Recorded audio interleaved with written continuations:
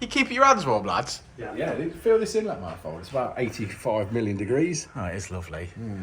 He did set off at 3 AM this morning, so it's been running a while. Well, welcome back to another Dynodaze video. A Honda Civic FN2 Type R in the house for a map, custom map on the ecutek software. So first thing, it's strapped to the dyno.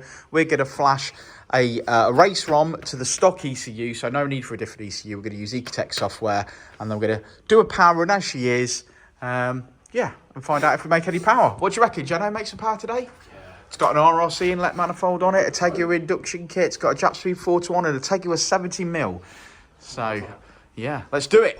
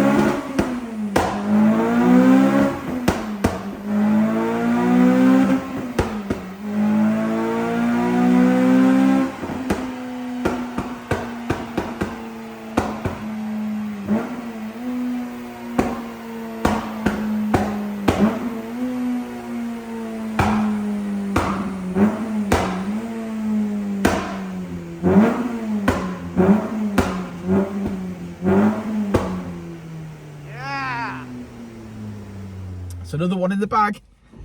Yeah, booked in this morning. I was travelling quite a way, to be fair. I said I left at 3 AM, which is a good journey. There's only one 3 o'clock in my. Yeah, that's in the afternoon. Yeah. That's normally what time you finish, isn't it? Yeah. Yeah. So anyway, he started travelling this morning. Obviously got stuck in a bit of traffic, so it's a little bit late. But I mean, that's the way it is when you got that amount of distance to travel. He said originally it got an exhaust rattle, so he said, "Oh, could I have a look at it? Obviously, if we need to adjust anything or modify anything to it, just happened to be simply a heat shield." He said he waited 9 months for a Tegiwa 70mm exhaust. Did he really? 9 months. Wow. Yeah, that's some weight. That's some commitment, ain't it? Yeah. Yeah. Anyway, so it was on the heat shield was just rattling above the back box. I think the simplest solution to that was take it off. Somebody had already put bigger washers on it, and it was still rattling. So it was basically hanging off and hanging around the exhaust, which is obviously causing the problem. So we removed it. Obviously, it's not the idealist solution in the world, but it's a quicker solution at that point to get us sorted and get us back on track. So obviously it was a little bit late, and obviously we got other things to get on with, so obviously we wanted to get that resolved as quick as possible. So we did that. Had a quick look around it, couldn't see anything wrong with it, did a general health check, so obviously put it up onto the dyno, did a pull, read the DTCs, they got a front O2 sensor fault, so heater circuit P1035, so heater circuit, bank 1, sensor 1. So he's obviously needs an O2 sensor. I mean, a lot of people could go down the route of turning that off and doing whatever, but that's not how we work here. It's got a problem. If he puts a new sensor in it, it'll fix that problem, the light will go out. And it'll increase his fuel economy, I would imagine. Or 100% increase his fuel economy for his cruising fuel, absolutely. Will definitely help on that. So that's the only problem that the car had. It doesn't necessarily affect us because obviously we're mapping on wide open throttle. So okay, we're doing that there. I mean, obviously you can obviously deal with your cruise fuel and stuff, but the map does a lot of that obviously in itself, obviously using the O2 sensor. So he needs to get that fixed to obviously sort that problem I've told him out. genuine sensor. Yeah, definitely a genuine sensor. I don't buy aftermarket ones. They don't generally work too well, and you still end up with lights on the dash and everything else. Maps up great. I think this is exactly what finished just shy of 230, right? 229.7 or something. Yeah, I think a good round of mods on this car. Got RRC inlet manifold. It's got the Tegiwa induction kit. Yeah, RRC inlet manifold. Japspeed 4:1. Japspeed 4:1 with the Tegiwa 70 mil. Tegiwa 70 mil that he waited for 9 months for. Yeah, I think I still understand the throttle body. I think that's done really well. I wouldn't expect it to do any more at any point.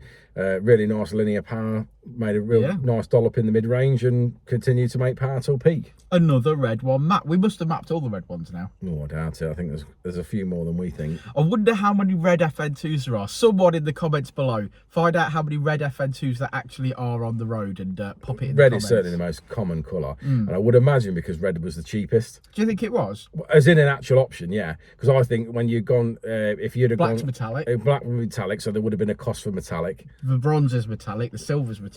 Yeah. What else we got? We got blue. We got the blue, which is quite rare. Yeah. So I think, yeah, I think they would definitely. I think they would have been more expensive options. Yeah. So yeah, but red's a good colour. Everyone knows red cars are the fastest. Apparently, they're more expensive to insure. Hey. Apparently, red cars are more expensive to insure because they're classed as sporty. Does the FN2 get cheaper to insure as it becomes more pink? I don't know on that one. I don't actually have an answer for that. But someone posted on a group that I'm on for a refinishing page, and they said it actually is that a red car has a higher premium on its insurance because they think it's going to go faster. Or they think... I don't know. It's because basically it's there's like more crashes. Yeah, there's obviously more crashes in red cars, for example, and it's law of averages, and it's more expensive. Yeah, law of averages. So that's food for thought for you there. Yeah, it may never be going through the roof anyway, so no one can afford insurance. Might be anymore. A pub quiz question for someone there. Yeah, a pub quiz. Yeah, well, if you're an insurance specialist, pop that down below as well. Yeah, should we have a look at this graph? Let's look at the graph. Well, there we go. There's the graph. Red line is as she came in. Blue line is as she leaves. Power in the mid-range. Power across the rev range there. Finishing on 229. That's 188 at the wheels.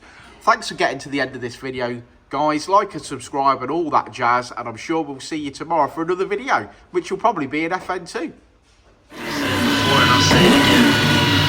Life moves pretty fast.